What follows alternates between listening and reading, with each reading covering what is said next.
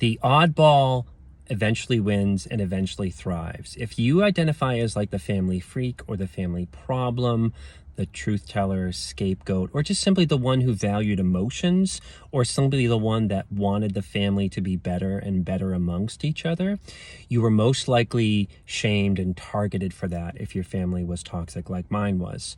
So I was kind of that oddball and that freak, both in my family, in my hometown, which is another like aerial view of that kind of stuff.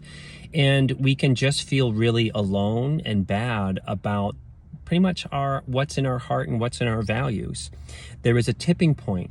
When we're going along, we feel guilt and shame about those things, but the tipping point is when you start to lean into those qualities about yourself because you are individuating from those toxic ideas or the conformity or whatever. It's everything that the family says what's wrong with you is actually going to be the things that are what makes you strong and kind of powerful. I was a family freak. I was kind of an oddball in my hometown.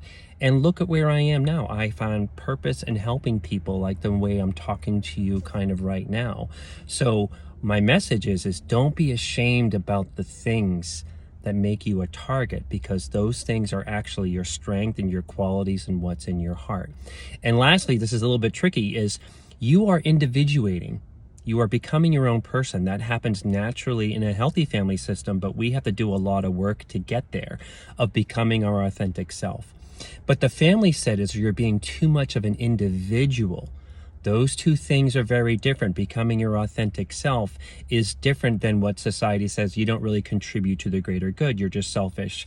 You could see how the family still weaponizes that, or even see how society weapons that. You could even see like all this mental health stuff. If people are like, wow, you guys are really selfish and really special and you're not contributing anything. It's the same accusation that's really old. So those are my thoughts for today. I hope it's helpful. But let me know, were you targeted in your family, in your hometown, for the things that actually make you you in a good way?